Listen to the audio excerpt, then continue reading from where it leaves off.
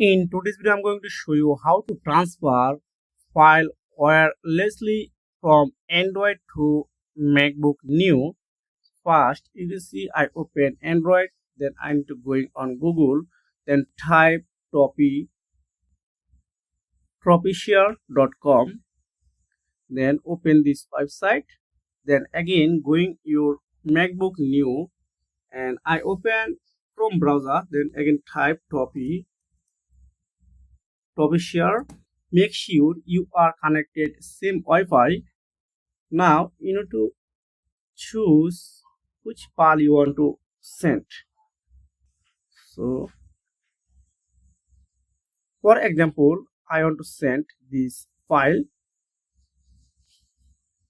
Now you can see here are a QR code and share with a nearby device. Then I want to click share by nearby device. Then again you need to click on MacBook nearby device. Then you can type this code on your MacBook 2082. Then I type here 2082. Then click confirm. Wow, you can see I already connected to Android. Now click download.